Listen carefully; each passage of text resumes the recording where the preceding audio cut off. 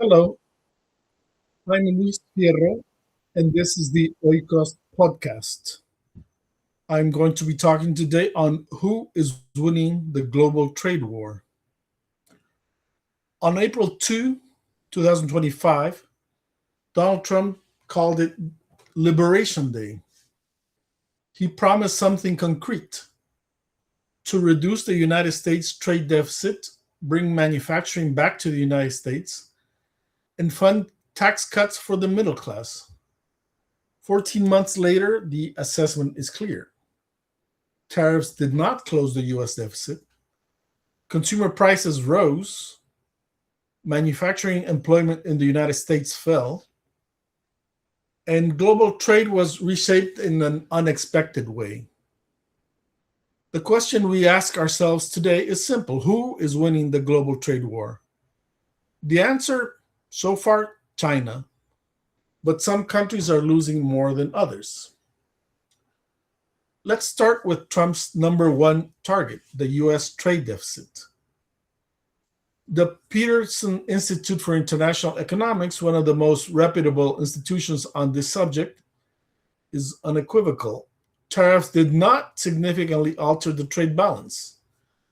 The deficit in goods did not decrease, it actually increased.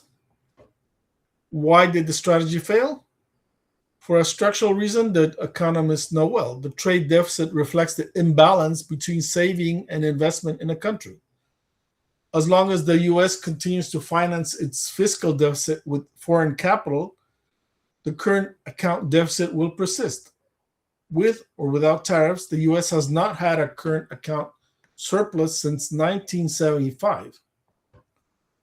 What did change was the effective tariff. It went from 1.5% in 2022 to over 15%. And it's not China that's paying it. It's the American importers who pay it, as well as the consumers, an extra $1,500 a year per family out of their own pockets. In February 2026, the US Supreme Court declared the most aggressive tariffs unconstitutional.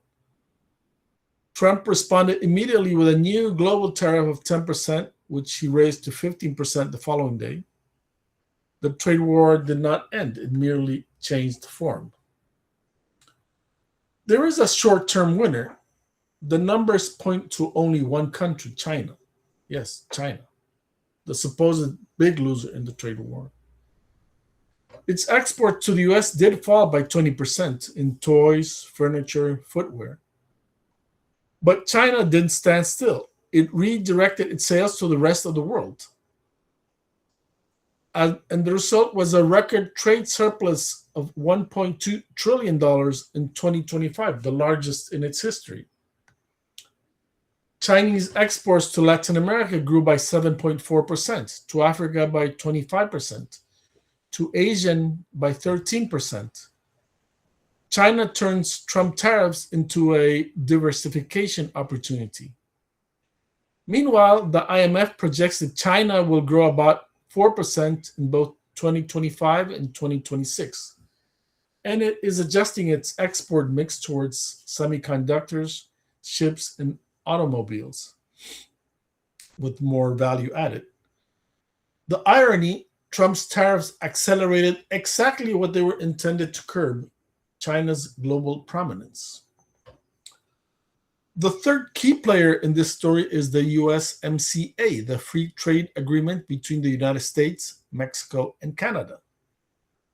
For now, the agreement remains in place. Most trade between the three countries continues under zero tariffs, which has mitigated to some extent the impact of the trade wars. This explains why Mexico attracted nearly $41 billion in foreign direct investment in the first 9 months of 2025 alone, driven by nearshoring, the relocation of factories closer to the US. But the clock is ticking. In 1 month, on July 1st, 2026, the three countries must complete the first mandatory review of the agreement. And what was once expected to be a routine review has turned into a high stakes negotiation. The U.S. Trade Representative was blunt with Congress. He said, quote, "The deficiencies of the USMCA are such that a mere stamp of approval is not in the national interest." Closing quote. Trump wants more concessions on immigration, on controlling drug trafficking, and the rules of origin to curb Chinese components entering the US via Mexico. If the agreement is not renewed, the tariffs could rise between 10 and 25%. Decades of productive integration in North America are at risk. For Mexico, growth could fall to just 0.7% in 2026. What about Latin America? The region navigated with relative resilience, but this calm hides real vulnerabilities. The good news: Trump's reciprocal tariffs, so-called reciprocal, hit the region less hard than other parts of the world. On the other hand, South-South trade gained ground. 57% of developing countries' exports now go to other developing markets. The bad news: the most serious risk is the diversion of Chinese exports. If China massively redirects its sales to Latin America, and it already is doing that, Latin American manufacturers will face devastating price competition.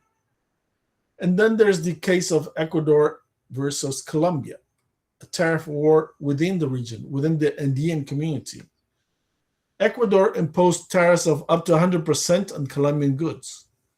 Colombia responded with tiered tariffs on 191 Ecuadorian products.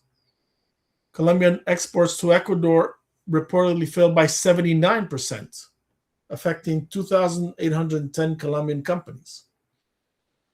This was a self-inflicted wound at the worst possible moment. On May 29th, however, President Noboa abruptly eliminated these tariffs, supposedly because he agreed to this with the far-right candidate in Colombia, but more likely because the Andean community had ordered these tariffs to be eliminated. So who is winning the global trade war? The World Trade Organization, the IMF, UNCTAD, and the Peterson Institute all agree on the diagnosis. Nobody. It's a negative-sum game. The US did not close its deficit. Its consumers are paying more. China gained in the short term, but at the cost of increasing hostility in new markets. Europe and Asia moderated their growth, and developing countries, the least responsible for these global imbalances, are suffering disproportionately. Trade uncertainty, the IMF warns, is as damaging as the tariffs themselves. It discourages investments, fragments value chains, and makes everything more expensive. For Ecuador and Latin America, the lesson is clear. The need to diversify markets is not an option. It is a strategic necessity. Agreements with Europe, Asia, the United Kingdom, South Korea, the United Arab Emirates, and other regions have taken on an urgency that was once theoretically. Now it is urgent. And the trade war with Colombia reminds us of something deeper. The trade policy cannot be improvised. Today's partners are not the adversaries we should be creating for tomorrow. The global trade war has been going on for 14 months, and the world still doesn't know how it will end.